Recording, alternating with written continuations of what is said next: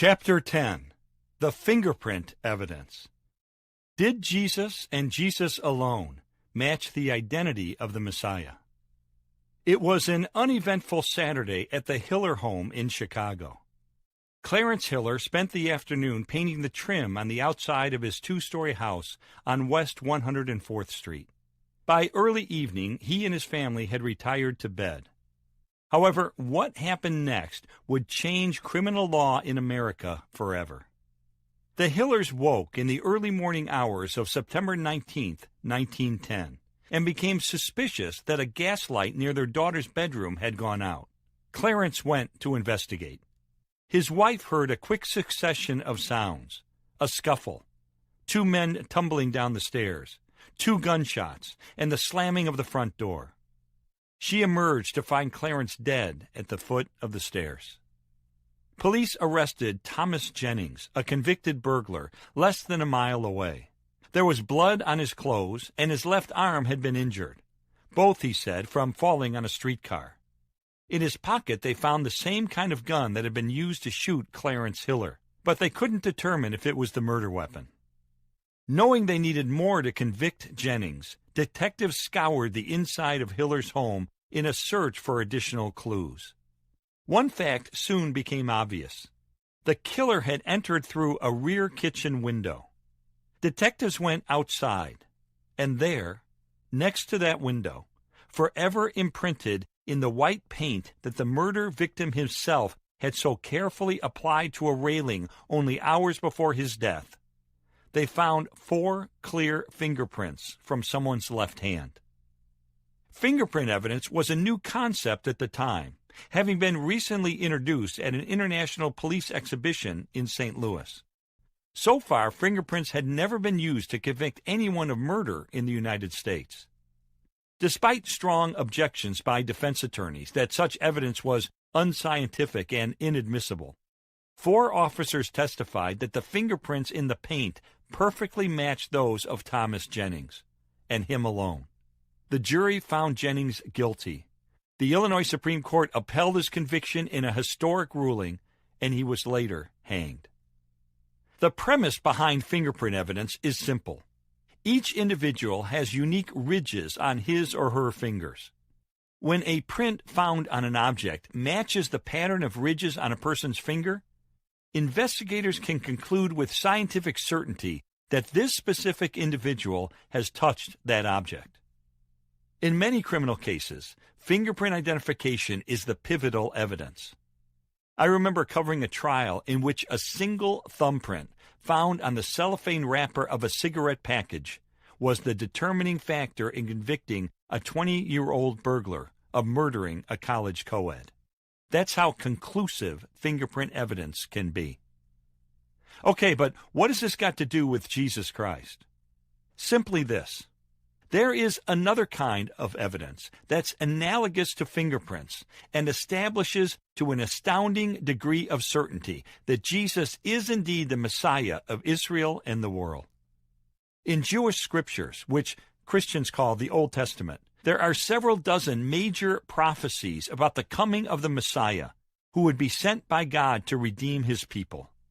In effect, these predictions formed a figurative fingerprint that only the Anointed One would be able to match. This way, the Israelites could rule out any impostors and validate the credentials of the authentic Messiah. The Greek word for Messiah is Christ. But was Jesus really the Christ? Did he miraculously fulfill these predictions that were written hundreds of years before he was born? And how do we know that he was the only individual throughout history who fit the prophetic fingerprint? There are plenty of scholars with long strings of initials after their name whom I could have asked about this topic. However, I wanted to interview someone for whom this was more than just an abstract academic exercise. And that took me to a very unlikely setting in Southern California. The 9th interview. Louis L. Lapides, MDiv, THM. Usually, a church would be a natural location in which to question someone about a biblical issue. But there was something different about sitting down with Pastor Louis Lapides, in the sanctuary of his congregation on the morning after Sunday worship services. This setting of pews and stained glass was not where you would expect to find a nice Jewish boy from Newark, New Jersey. Yet that's Lapide's background. For someone with his heritage, the question of whether Jesus is the long-anticipated Messiah goes beyond theory. It's intensely personal, and I had sought out Lapide's so I could hear the story of his own investigation of this critical issue. Lapide's earned a bachelor's degree in theology from Dallas Baptist University, as well as a Master of Divinity and a Master of Theology degree in Old Testament and Semitics from Talbot Theological Seminary. He served for a decade with Chosen People Ministries, talking about Jesus to Jewish college students. He has taught in the Bible department of Biola University and worked for 7 years as an instructor for Walk Through the Bible seminars. He is also the former president of a national network of 15 Messianic congregations. Slender and bespectacled, Lapide's is soft-spoken but has a quick smile and a ready laugh. He was upbeat and polite as he ushered me to a chair near the front of Beth Ariel Fellowship in Sherman Oaks, California. I didn't want to begin by debating biblical nuances. Instead, I started by inviting Lapide's to tell me the story of his spiritual journey. He folded his hands in his lap, looked at the dark wood walls for a moment as he decided where to start, and began unfolding an extraordinary tale that took us from Newark to Greenwich Village to Vietnam to Los Angeles, from skepticism to faith, from Judaism to Christianity, from Jesus as irrelevant to Jesus as Messiah. As you know, I came from a Jewish family, he began. I attended a conservative Jewish synagogue for 7 years in preparation for bar mitzvah. Although we considered those studies to be very important, our family's faith didn't affect our everyday life very much. We didn't stop work on the Sabbath. We didn't have a kosher home. He smiled.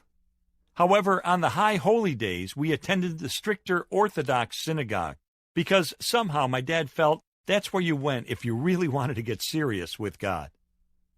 When I interjected to ask what his parents had taught him about the Messiah, Lapide's answer was crisp. It never came up, he said matter-of-factly.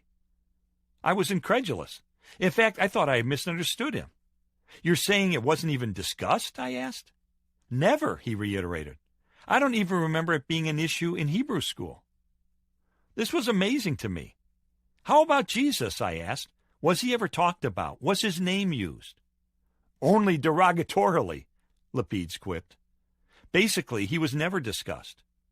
My impressions of Jesus came from seeing Catholic churches. There was the cross, the crown of thorns, the pierced side, the blood coming from his head. It didn't make any sense to me. Why would you worship a man on a cross with nails in his hands and his feet? I never once thought Jesus had any connection to the Jewish people. I just thought he was a god of the Gentiles. I suspected that Lapide's attitude toward Christians had gone beyond mere confusion over their beliefs. Did you believe Christians were at the root of anti-Semitism? I asked.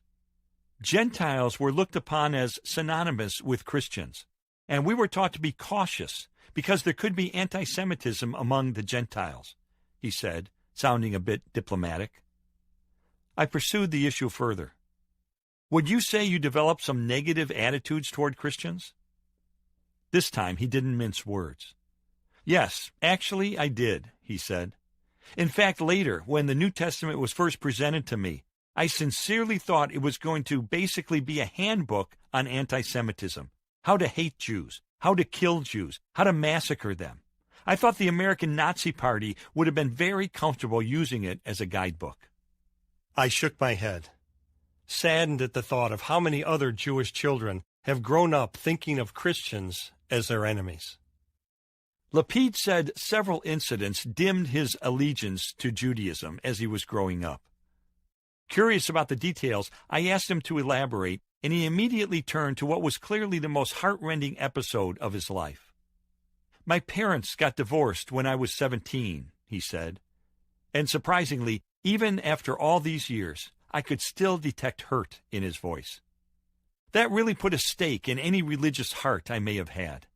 I wondered, where does God come in? Why didn't they go to a rabbi for counseling? What good is religion if it can't help people in a practical way? It sure couldn't keep my parents together. When they split up, part of me split as well. On top of that, in Judaism, I didn't feel as if I had a personal relationship with God. I had a lot of beautiful ceremonies and traditions, but he was the distant and detached God of Mount Sinai, who said, "Here are the rules. You live by them. You'll be okay. I'll see you later." And there I was, an adolescent with raging hormones, wondering, does God relate to my struggles? Does he care about me as an individual? Well, not in any way I could see. The divorce prompted an era of rebellion. Consumed with music and influenced by the writings of Jack Kerouac and Timothy Leary, he spent too much time in Greenwich Village coffee houses to go to college, making him vulnerable to the draft. By 1967, he found himself on the other side of the world in a cargo boat whose volatile freight, ammunition, bombs, rockets, and other high explosives, made it a tempting target for the Viet Cong. I remember being told at our orientation in Vietnam, 20% of you will probably get killed, and the other 80% will probably get a venereal disease or become alcoholics or get hooked on drugs. I thought I didn't even have a 1% chance of coming out normal. It was a very dark period. I witnessed suffering. I saw body bags. I saw the devastation from war. And I encountered anti-Semitism among some of the GIs. A few of them from the South even burned a cross one night. I probably wanted to distance myself from my Jewish identity. Maybe that's why I began delving into Eastern religions. Lapides read books on Eastern philosophies and visited Buddhist temples while in Japan. I was extremely bothered by the evil I had seen, and I was trying to figure out how faith can deal with it, he told me. I used to say, if there's a God, I don't care if I find him on Mount Sinai or Mount Fuji. I'll take him either way. He survived Vietnam, returning home with a newfound taste for marijuana and plans to become a Buddhist priest.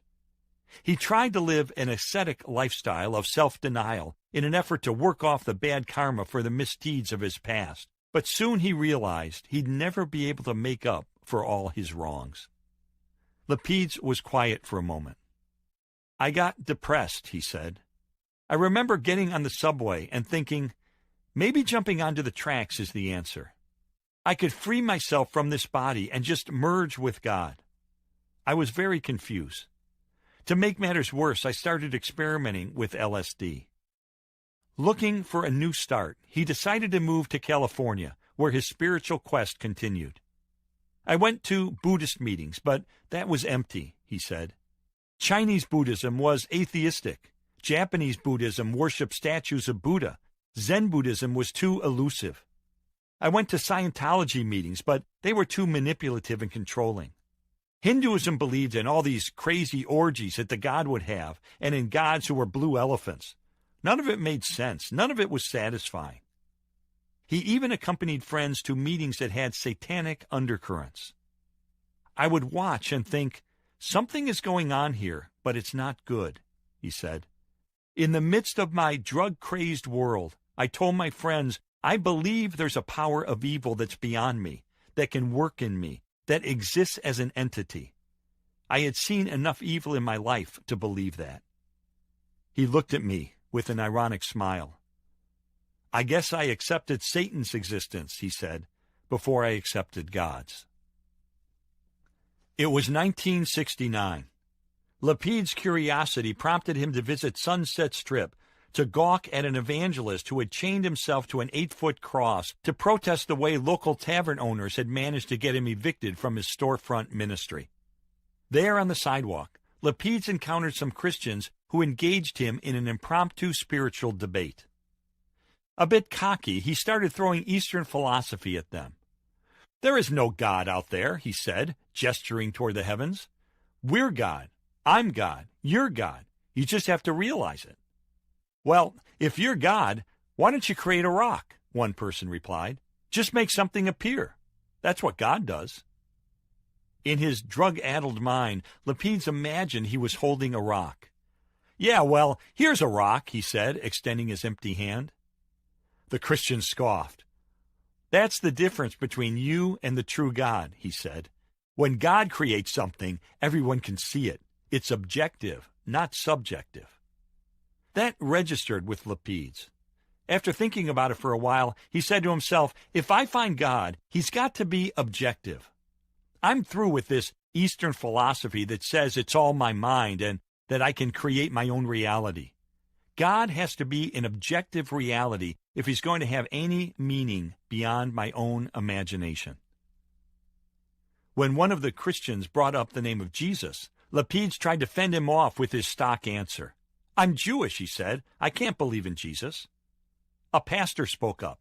"Do you know of the prophecies about the Messiah?" he asked. Lapidus was taken off guard. "Prophecies," he said. "I've never heard of them." The minister startled Lapidus by referring to some of the Old Testament predictions. "Wait a minute," Lapidus thought. "Those are my Jewish scriptures he's quoting.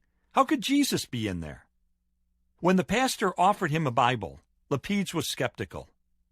"Is the New Testament in there?" he asked. The pastor nodded. "Okay, I'll read the Old Testament, but I'm not going to open up the other one," Lapidus told him. He was taken aback by the minister's response. "Fine," said the pastor. "Just read the Old Testament and ask the God of Abraham, Isaac, and Jacob, the God of Israel, to show you if Jesus is the Messiah." Because he is your Messiah. He came to the Jewish people initially, and then he was also the Savior of the world. To Lapidus, this was new information, intriguing information, astonishing information. So he went back to his apartment, opened the Old Testament to its first book, Genesis, and went hunting for Jesus among words that had been written hundreds of years before the carpenter of Nazareth had ever been born. Pretty soon, Lapidus told me, I was reading the Old Testament every day and seeing one prophecy after another. For instance, Deuteronomy talked about a prophet greater than Moses who will come and whom we should listen to. I thought, who can be greater than Moses? It sounded like the Messiah, someone as great and as respected as Moses, but a greater teacher and a greater authority. I grabbed a hold of that and went searching for him. As Lapidus progressed through the scriptures, he was stopped cold by Isaiah 53. With clarity and specificity, in a haunting prediction wrapped in exquisite poetry, here was the picture of a Messiah who would suffer and die for the sins of Israel and the world, all written more than 700 years before Jesus walked the earth. He was despised and rejected by mankind, a man of suffering and familiar with pain. Like one from whom people hide their faces, he was despised, and we held him in low esteem. Surely he took up our pain and bore our suffering, yet we considered him punished by God, stricken by him and afflicted. But he was pierced for our transgressions, he was crushed for our iniquities. The punishment that brought us peace was on him, and by his wounds we are healed. We all, like sheep, have gone astray. Each of us has turned to our own way, and the Lord has laid on him the iniquity of us all. He was oppressed and afflicted, yet he did not open his mouth. He was led like a lamb to the slaughter, and as a sheep before his shearers is silent, so he did not open his mouth. By oppression and judgment he was taken away. Yet who of his generation protested? For he was cut off from the land of the living. For the transgression of my people he was punished. He was assigned a grave with the wicked, and with the rich in his death, though he had done no violence, nor was any deceit in his mouth. For he bore the sins of many, and made intercession for the transgressors. Isaiah 53, verses 3 through 9 and 12. Instantly, Lapidus recognized this portrait. This was Jesus of Nazareth. Now he was beginning to understand the paintings he had seen in the Catholic churches he had passed as a child. The suffering Jesus, the crucified Jesus, the Jesus who he now realized had been pierced for our transgressions as he bore the sins of many. As Jews in the Old Testament sought to atone for their sins through a system of animal sacrifices,